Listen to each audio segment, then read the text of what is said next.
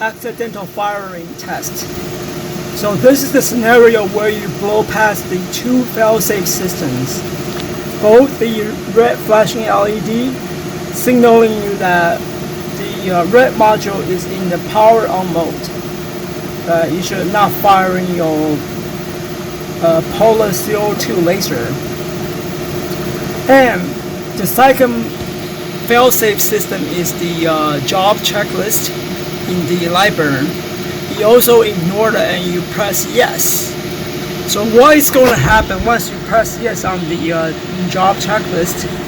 The polar is going to fire the laser and at this piece of magnet here.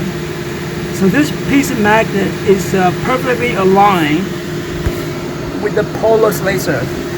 It's going to temporarily block the laser for a very short period of time. We're talking about a few seconds, 4 seconds top, and 4 seconds should be long enough for you to press this button here to stop the job. So whenever you're starting a job, always look at the work, right? Always look at the work area. Make sure everything is in proper order before you proceed. All right, so we're going to do a 4 seconds at 50% power. So we have a line that is 40 millimeter in length, and we're going to be traveling at 10 millimeter per second at 50% power. And I'm going to say start. Here is my job checklist, right? Remind me to check the easy radar and the blast door.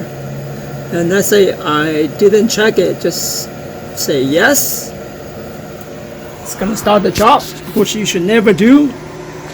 That's not a reflection, sorry about that. Okay, 4 seconds.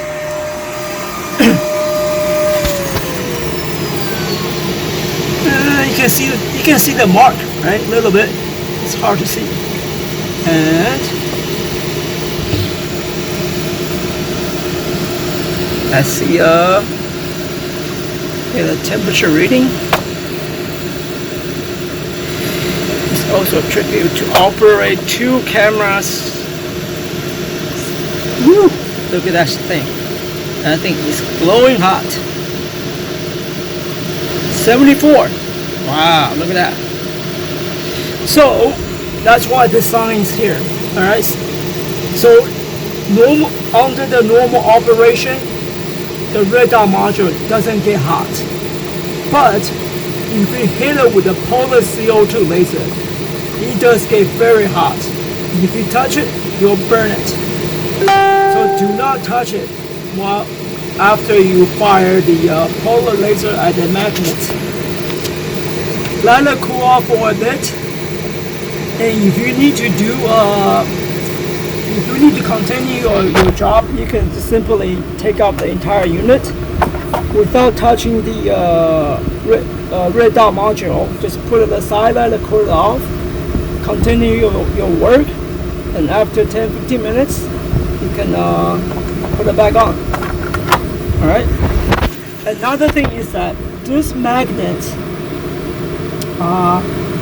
So the magnet doesn't like heat, especially high temperature.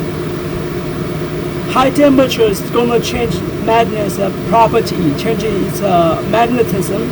It's going to weaken it. So if you hit it enough time, and it's going to be so weak that when you flip up to the on station, you can see it's no longer docking, because it has lost its magnetism to a level that it does not stay on anymore. So at this point, you cannot use it anymore. You gotta take the entire thing off. All right. So this piece is replaceable. Let's see. I can't do it, but refer to the manual. This radar module, the red part, is replaceable. So you don't need to replace the entire unit if you accidentally hit it. And yeah, you can order from the website. All right. And let's do one more test at full power. I'm expecting something to burn. Okay, here is a close-up view of the magnet that just got hit by the polar CO2 laser at 50% for 4 seconds. You can see the mark there. So the magnetism of the magnet is gone. Well, not completely. It weakened to a point that it doesn't do this anymore.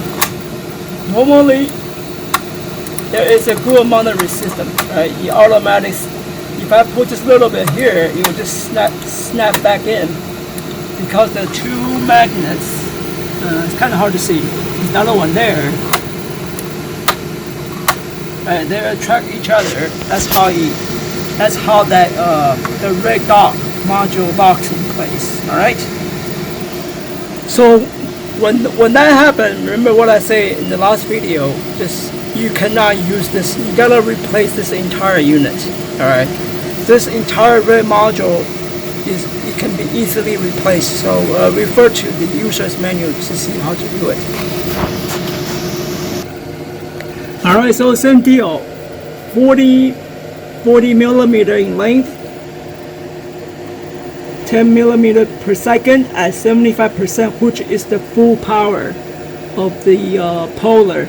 Polar has a hard limit at 75% set back to factory.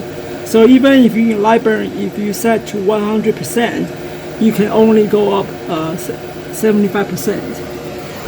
Okay, so there's a new red dot module, and let's see the temperature. It is where? There we go. So that's the mirror. I'm gonna put it down.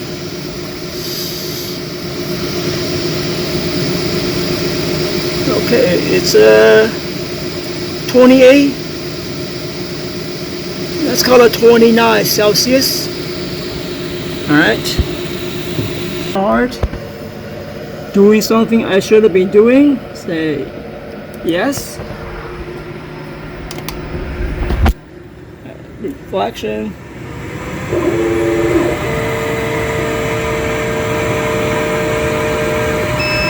Okay, 4 seconds at 100%, which is 75 true power from the tube, and this thing must be freaking hot.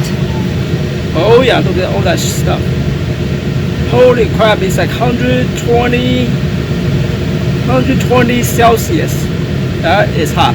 So please take this sign seriously. It's a hot warning. If you hit the magnet with the Polar, which you should never be able to, but if you do not touch the magnet. Let it cool off for a while. All right. Is it visible damage? Little bit. So wait, let me pause to show you what's behind it. Okay, so behind the magnet, the black piece you see here is a 1 millimeter thick pure steel disc. There is no way the 50-watt laser can penetrate a 1 millimeter thick pure steel. So this is what's behind the magnet here that you cannot see. But the black magnet is also made of metal. It's nickel coating on the top. So if you fire your Polar laser and simply walk away without checking, and which you should never ever do, and if you keep if the Polar CO2 laser fire long enough, it's gonna get so hot. It's gonna get these two pieces metal, the magnet and the steel disc, so hot that it's gonna start melting the surrounding plastic housing, and eventually what's going to happen is that this two pieces is gonna fall off the red nodule's plastic housing, and the laser will continue firing into the red laser pointer and eventually can cause fire. Alright, so just make sure that read the user's manual carefully, and 2 fail-safe system should be plenty enough to stop you from doing this. Alright, this is a demo test just to see it's capable of temporarily stop the polar CO2 laser from damage the main unit, but the red dot module has to be sacrificed, right? So we fire 75%, which is 100% power in LIBOR. 75% is the max power polar can shoot out by default, and at 4 seconds. So the magnet pretty much has weakened to a point that you can no longer keep this thing locked. He proved me wrong, but you saw the last video. I did see it varies, and my recommendation is that, actually it's not a recommendation, I would say it's a requirement. If you hit the polar laser above 50% for more than 3 seconds, replace this unit, okay? Because what is going to happen now is that this is much weaker now. If you're doing something like, I'm going to turn the polar off. If you are doing some cuts, right, or engraving that require doing this in a high speed, you know how sometimes polar shakes because the vibration, there is a potential because the magnet is weakened and it's going to tip over, and that is not what you want while the laser is firing. All right, so all right, that's it. Okay, so here is a close-up view of a 75% full power firing at the black magnet for 4 seconds.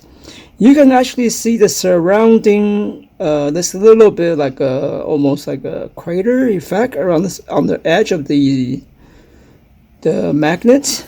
So I think that is from the steel disc behind it that got so hot, it's boiling underneath it. That's what I'm thinking is happening. All right, so there you go. So remember, you need to replace this when this happens.